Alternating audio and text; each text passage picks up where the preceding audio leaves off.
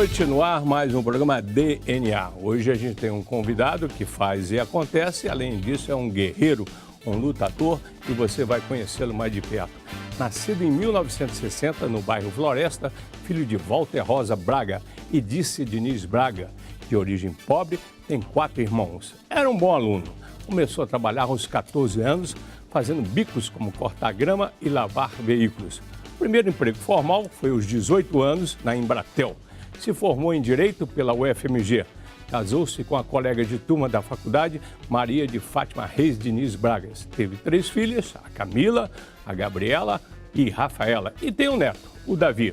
É professor de Direito, já passou pela OAB e pelo TJD/Minas Gerais. Hoje é presidente da Cássia de Assistência dos Advogados de Minas Gerais. Estamos falando de Sérgio Murilo Braga. Boa noite, Sérgio. Boa noite, Paulo. Primeiro, é um prazer estar aqui, uma alegria. Prazerão. E como eu falei na introdução, parabéns, que eu li o seu currículo, fiquei até emocionado, porque você é um vencedor, né? E a gente vai começar a desvendar esse DNA desse grande vencedor. Isso é uma história meio típica de brasileiro, né? Brasileiro, realmente, as coisas nunca são fáceis, né? Quem é esse Sérgio Murilo aí? Vamos lá, né? A história da minha vida é uma história singela. Eu muito novo, tive que começar a trabalhar fazendo bicos e lutando pela vida. O meu pai era uma pessoa muito digna, de uma inteligência incomum, mas, lamentavelmente, ele teve uma fatalidade. Quando eu era criança, muito jovem, o pai do meu pai foi assassinado cruelmente. Isso aonde? No interior de Minas, em Moeda. Tá, meu pai é nascido em São Gonçalo do Bação, eu sou nascido em Belo Horizonte. Em Belo Horizonte, né? Meu pai, ainda criança, teve que deixar os estudos no 2º ano do primário. Mas você tinha quantos anos? Não, meu pai tinha 2 anos. Aquele? Meu pai. Esse é meu pai. E teve essa fatalidade na vida dele, em ter idade, 2 a 5 anos de idade, não sei ao certo. E ele teve que deixar os estudos e começar a trabalhar muito cedo. Mas meu pai, com a vida dele, dentro da honestidade e dentro do exemplo que ele nos passou. Mas teve todas as dificuldades em razão da falta de estudo. Então, meu pai foi o que se chamava de tesourinha. Tesourinha é aquele que vendia pano para as madames fazerem os vestidos, que o estilista desenhava os vestidos. E ele já em Belo Horizonte. Em Belo Horizonte. Tá. E os irmãos aí, essa relação aí? Os irmãos hoje, nós somos 4 irmãos, 5 irmãos, comigo somos a família, os irmãos aí. Essa é minha mãe no meio, que ainda é viva, né? Meu pai. O nome dela? É Dirce Diniz Braga. Hoje já está com 80 e poucos anos, lamentavelmente foi acometida por um Alzheimer e hoje já não tem a lucidez plena. Tá. Mas tem o apoio dos filhos. Então, da esquerda é o Luiz é um músico, é um músico que se dedica muito ao ensino, à pedagogia com a música. O Walter é um grande empreendedor, foi CEO de uma grande empresa de educação e hoje trabalha em São Paulo com uma grande empresa de investimentos. Eu estou ali no meio. A Ana, ela é empreendedora também, tem uma empresa de eventos, e o Alexandre é um artista, vamos dizer assim. Ele é um designer gráfico e tem uma empresa de propaganda e publicidade. Tá. Agora, você viveu em vários bairros de Belo Horizonte, eu estava lendo o seu currículo exatamente disso, né? Porque nós vivíamos de aluguel, né, Paulo? E nem sempre meus pais tinham condições de manter esse aluguel. Então, há fatos sui generis na minha vida. Há um fato, por exemplo, que eu estava na rua jogando bola, que a gente antigamente se jogava bola na rua. Claro. Os jovens hoje não imaginam o que é isso, né? Então, se jogava, se fechava uma rua, botava uma trave de um lado, uma trave do outro, se jogava bola na rua. E eu me lembro, passou um sujeito com aeroíris, perguntando onde era determinado endereço. E eu dei endereço. Não, essa é a minha casa, eu dei endereço. Quando eu fui saber, depois era um oficial de justiça despejando a minha família por volta de pagamento. Então, são coisas que a gente passou na vida. Então, nós moramos na Floresta, depois nós mudamos para o Carlos Prates, e, por fim, meu pai conseguiu, através de um financiamento habitacional, construir uma casa no coração eucarístico, no início do bairro, quando ainda ali não era nem PUC, ele era um seminário. E os colégios também foram mudando nessa mudança de bairro, não? Foram mudando. Então, no início foi no Grupo Escolar Lúcio Santos, que eu estudei ali no pé da rua Padre Eustáquio. Posteriormente... Ali isso é do Colégio Estadual. Isso é do Colégio Estadual da Gameleira. Né? Isso era da minha carteirinha do Colégio Estadual da Gameleira. Ficava na Avenida Afonso Pena ali, ao lado da entrada ali do cemitério Parque Parque da Colina. Então, ao lado ali tem um colégio ali que eu fiz o meu ginasial. Mas era bom aluno ou não? Era um bom aluno, não dos melhores. Você passou essa informação tendenciosa, não? Eu vou dizer que eu tive uma bênção que eu sempre tive muita facilidade para aprender. Eu nunca fui um grande estudioso, nunca fui um grande estudante. Eu leio muito, mas estudar propriamente dito, eu nunca fui aquele aluno exemplar, livre de estudo. Mas eu sempre tive muita facilidade de aprender. Então, eu obtinha boas notas sem me esforçar muito. Então, depois formou em Direito? Não, eu fiz. Matemática eu formei técnica e mecânica na Escola Técnica Federal aos 17 anos. Depois eu fiz matemática e posteriormente eu fiz Direito. Tá ok, né? Mas você começou a trabalhar com 14 anos? Não era bem trabalho, eram bicos, né? Então a gente morava ali. Cortando grama? Não sei se sabe, antigamente a gente cortava grama com tesoura, né? Claro. Então é que a gente conta, parece até folclore. Então os jovens, às vezes a gente conta um caso desse para um filho, ou até para um jovem advogado, que se cortava grama ajoelhado ao chão e com um tesourão. Isso na vizinhança lá? Na vizinhança e ganhava um trocadinho em razão disso. Então lavava um carro para os vizinhos, se lavava carro com mangueira naquela época. Não havia nenhuma restrição ao uso excessivo de água. Então, era tudo muito bons diferente. Tempos, né? Não sei se eram bons, mas eram tempos mais agradáveis, mais aprazíveis. Mas o primeiro emprego formal foi aos 18 anos e foi onde? Foi na Embratel. Quando eu me formei com 17 anos no segundo grau na escola técnica. Eu tinha um problema para obter um emprego em razão de ser menor ainda, não ter ainda servido o Exército. Mas naquela época a mão de obra de qualidade, quer dizer, a formação na Escola Técnica Federal de Minas Gerais produzia profissionais de altíssima qualidade. Então, naquela época, as empresas nos procuravam. Muito, então, né? eu fui admoestado, vamos dizer assim, pela Suminas, pelos Minas, pelos IMEC, pela Fiat e pela Embratel. Eu vou ser sincero que eu optei pela Embratel na época porque era a empresa que era mais central. A Embratel ficava ali na Rua Espírito Santo, fica, e até hoje a sucessora da Embratel ali fica, entre a Avenida Augusto de Lima e a Rua Goitacazes. Então era um ponto central e eu pretendia prosseguir meus estudos. Então, para que eu fosse para os Minas, para Ipatinga, para a Fiat em Betim, enfim, para que eu fosse para uma empresa mais distante, eu teria dificuldade. Então, naquela época, o jovem também não acredita, parece folclore, você escolhia emprego. Você escolhia onde trabalhar. Bons tempos. Mas vai voltar. Benza a Deus. Eu tenho esperança. Você pontua muito, a gente lendo o seu currículo, da sua infância pobre, né? Você acentua muito isso. Isso te marcou de alguma forma, assim? Eu acho que isso foi um grande estímulo para todos nós. Hoje, todos os irmãos eles têm vida própria, uma vida... Não vou dizer que não há nenhum com excessos, nenhum de nós somos ricos, mas todos nós temos uma vida e podemos proporcionar às nossas famílias. Mas com muita luta, como guerreiros. Agora, todos foram muito guerreiros, né?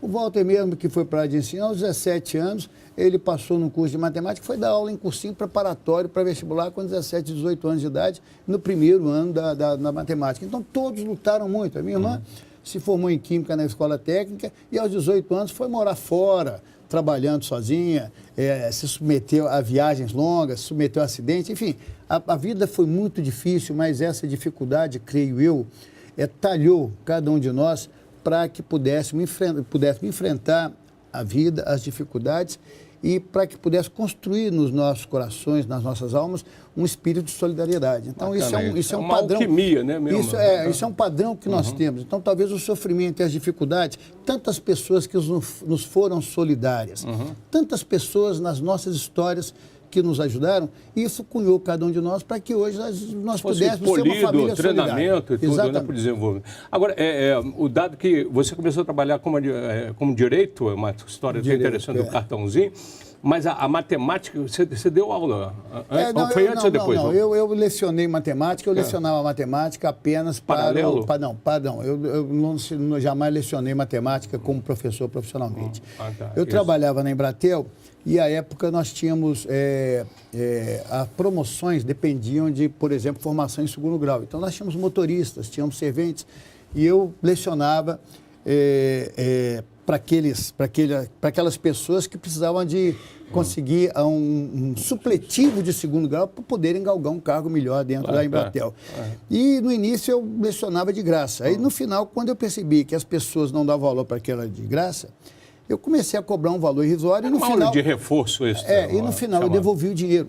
Por quê? Porque a ideia, o sujeito tinha que ter um compromisso. Se ele frequentasse as aulas, no final eu devolveria o dinheiro. Então, a matemática foi assim. Tá. E o trabalho mesmo como advogado, que tem uma história do cartãozinho, você saiu distribuindo, como é que é esse Paulo, filme? Deixa eu te falar uma coisa. O advogado, ele primeiro tem que ter o conhecimento. É óbvio, né? Então, o conhecimento é essência, não só do advogado, mas de qualquer profissão, mas especialmente do advogado, porque a lida do advogado é com as coisas que são caras às pessoas. Então, o indivíduo entrega ao advogado a sua vida, a liberdade, o patrimônio, a saúde, a família, a moradia, enfim. Então, são coisas que são caras, então o advogado tem essa responsabilidade redobrada. Mas não basta ter o conhecimento, você tem que ter o relacionamento, porque não adianta eu colocar um outdoor na frente do fórum com minha bela foto, porque isso não vai ser convertido em cliente.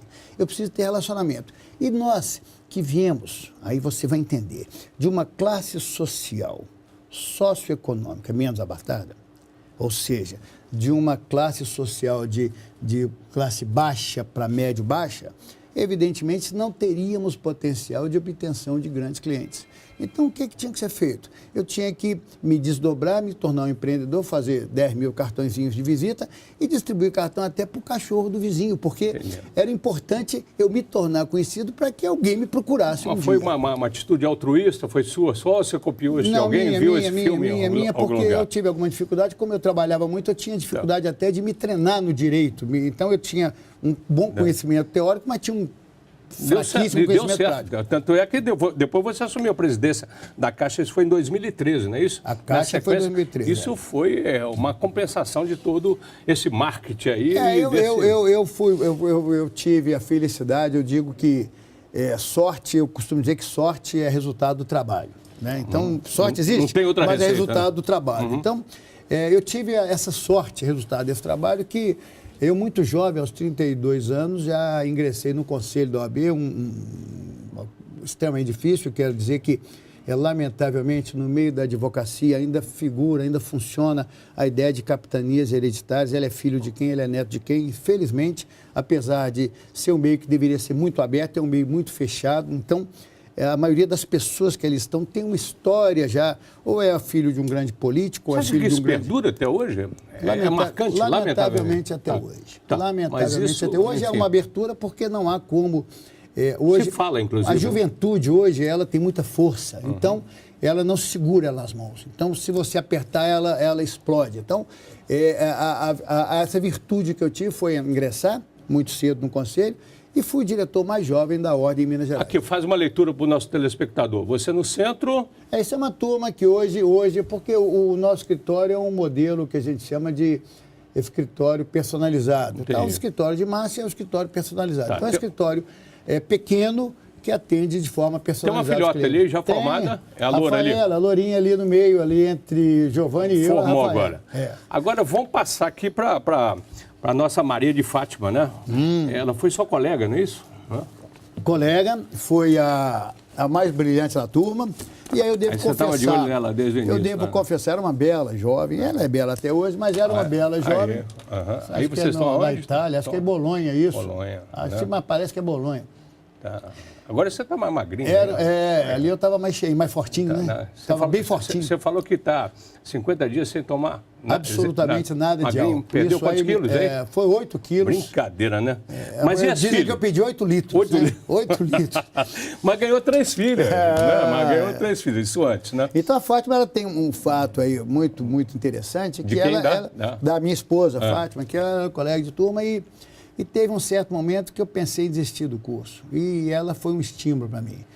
E ela foi uma inspiração para mim. Então, hoje, eu costumo dizer que eu devo muito o fato de eu ter formado em Direito, eu falo isso publicamente, devo muito a ela, que foi um estímulo especial para mim, era uma... farol aí, né? Uma força, era uma aluna brilhante, eu repito, eu pouco estudava, ela muito me ajudou na faculdade, eu devo a formatura um pouco E juntos fizeram a Camila, a Gabriela e a Rafaela, né? Fala um pouquinho delas aí, como é que é?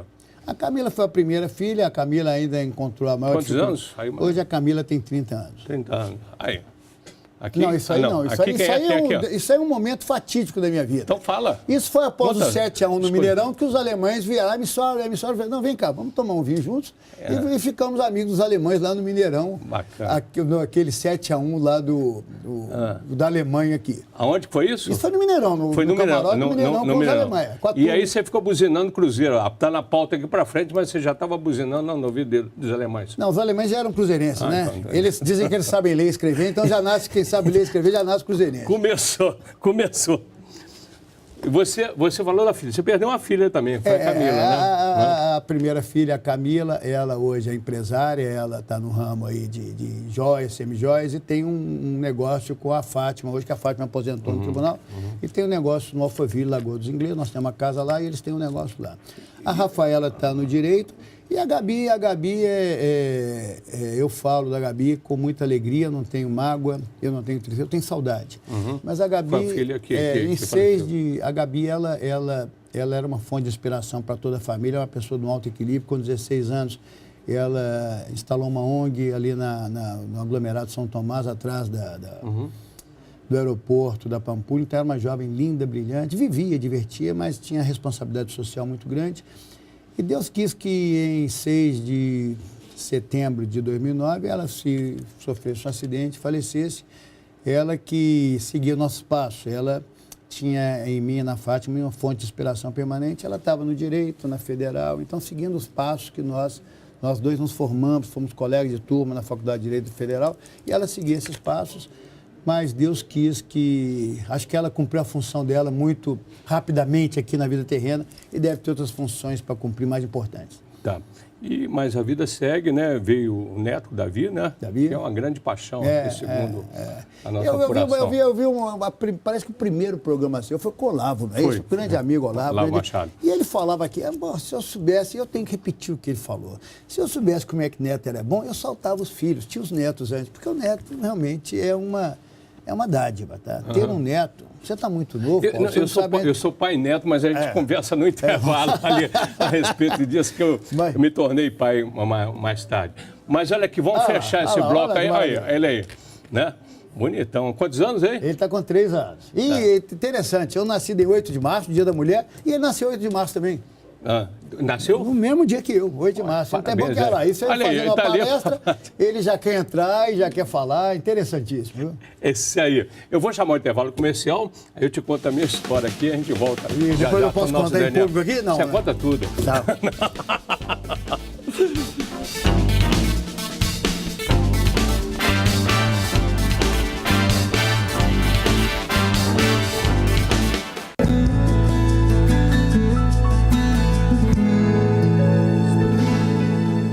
Bem, a gente volta com o DNA, que tem como convidado hoje o Sérgio Murilo Braga, que é presidente da Caixa de Assistência dos Advogados. É um prazer tê-lo aqui. E a gente vai começando a abrir esse bloco. Nós não vamos falar nada, quem acompanhou do histórico passado do Paulo Navarro, enfim, porque o foco é você.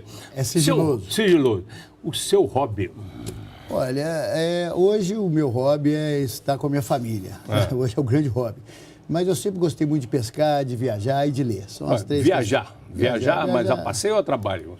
Hoje, lamentavelmente, se viaja mais a trabalho, mas o lazer, a viagem a passeio com a família, para mim o lado hedonista, assim, você curte um pouquinho? É o grande negócio. Onde você gosta de ir? E histórico, eu gosto muito da Europa.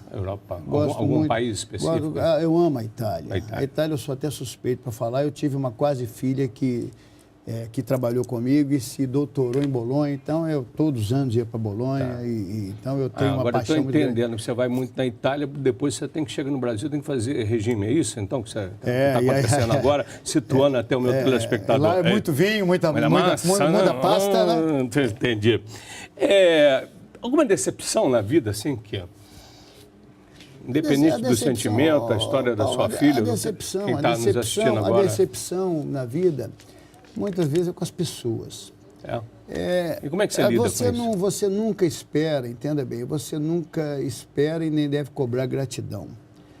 Mas você espera a reciprocidade das pessoas. Então, muitas pessoas que muitas vezes você faz muito e essas pessoas, muitas das vezes, viram não para você, mas para coisas que são caras.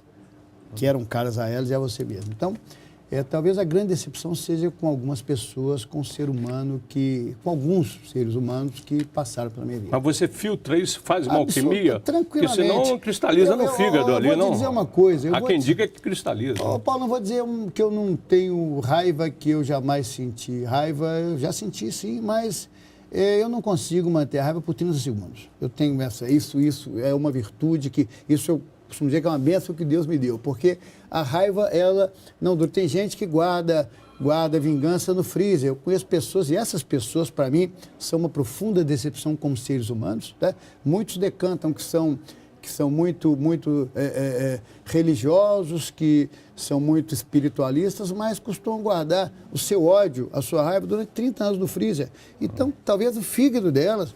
A pedra de gelo vai cair no fígado delas, não no fígado de quem eu odiava. O presidente ele tinha no congelador, né? No abafo caso, mas vamos tocar. Tem gente que guarda no congelador. Eu nem no micro-ondas coloco. E orgulho? Orgulho não precisa guardar em congelador, tem que guardar para a vida, não? Você tem aí para o sol, né? O orgulho, eu vou dizer que o orgulho eu tenho dos meus pais. O orgulho eu tenho. E... Minha mãe ainda teve a oportunidade de estudar até o 2º grau, minha mãe falava francês. Agora, o meu pai, ele foi um batalhador, então ele é um modelo que eu jamais vou abrir mão de seguir. Você seguiu, né? Absolutamente reconheço que a minha fonte de inspiração foi o meu pai. Faleceu em 98, meu pai, quando eu havia assumido a tesouraria da OAB, quando eu me tornei diretor dos advogados mineiros, e aquilo causou uma grande alegria, uma grande realização para ele. Então, essa alegria eu deixei para ele, e ele deixou em contrapartida para mim um imenso orgulho de ser filho dele. Seria paralelo também uma virtude? Você colocaria isso na balança também como uma virtude? Uma virtude sua também, essa trajetória sua? Eu acho que é uma virtude não minha, é uma virtude de todos porque ninguém constrói, ninguém faz uma obra sozinho, ninguém constrói nada só. Então, eu devo muito à minha família, a estrutura que a minha família me deu, apesar dos poucos recursos materiais, havia muitos recursos emocionais, muitos recursos de ordem psíquica, então muito apoio da minha família. Depois eu tive a sorte de me casar com uma pessoa que sempre me empurrou para cima, e depois Deus me abençoou com 3 filhas que sempre me levaram para cima. Então, as coisas, todos os elementos da minha vida, eles contribuíram e eles foram cúmplices da minha caminhada. Tá. E no espelho também, você vê algum defeito, independente dessa network aí, dessa relação aí? Claro, defeito todos nós temos, né? Eu sou uma pessoa que, talvez por gostar muito da verdade, eu me torno um pouco explosivo quando algumas... Então, é uma situação que eu busco domar a cada dia. Isso nas dificuldades também? Não nas dificuldades. Problemas? Eu vou dizer um modelo para você entender. Quando eu cheguei à Caixa de Assistência em janeiro de 2013, tínhamos um passivo de mais de 70 milhões de reais numa instituição que tinha um faturamento de 30. Então, quer dizer, aquilo era impagável, era impossível. Então, teve até alguém, né, que saiu correndo, né? Na hora que falou, não quero essa mala, não. Né? Teve gente que correu, teve gente que fugiu, mas o que ocorreu? Então, a gente buscava dar a todos os colaboradores a exata noção do que precisava ser feito. E aqueles que insistiam em fazer, aquele que insiste, dizer, olha, aqui funciona há 50 anos desse jeito. Eu falei, mas é por isso que está assim. Então, são pessoas que insistiam em não mudar, e talvez até por um erro de conduta meu, eu me torno um pouco explosivo para buscar os resultados disso. Hoje eu já me domei muito, porque realmente quando nós colocamos os nossos CPFs e os CPFs dos nossos cônjuges, nós diretores, debaixo de uma dívida de 70 milhões, sabendo que eu nunca vou conseguir patrimônio para cobrir essa dívida na minha vida, que eu não jogo bola no Barcelona, que eu lembrava que eu não era jogador do Barcelona, aí me dava um desespero absoluto. Mas houve a solução. Hoje, para você ter uma ideia, nós encontramos 400 funcionários, hoje temos 98. Chuta. E o faturamento mais do que triplicou o faturamento da instituição. Agora, você falou em Deus em alguns momentos, mas aqui nos bastidores você me disse que não é um católico praticante, mas Deus está sempre presente, é sempre um farol na sua vida, é um norte, é isso? É o norte exclusivo da minha vida. Eu não tenho dúvida alguma de que todo caminho, e isso é que dá, por exemplo, a força para o enfrentamento da fatalidade da Gabi. Então, quando eu vejo tudo que a Gabi construiu, porque nós temos a mania, às vezes, de de cobrarmos de Deus quando acontece uma coisa ruim. Mas nós esquecemos de agradecer todo dia que a gente acorda com saúde, respirando, e bem, inteiro, em pé. Então, a Gabi foi um modelo disso. Foi uma pessoa que, durante 19 anos e 6 dias, proporcionou uma alegria e uma felicidade infinita para todos, não só a família, todos que conviviam ao lado dela. E até hoje as amigas dela me procuram exatamente falando disso. Então, eu tenho que agradecer a Deus a presença inequívoca dele. Lema de vida?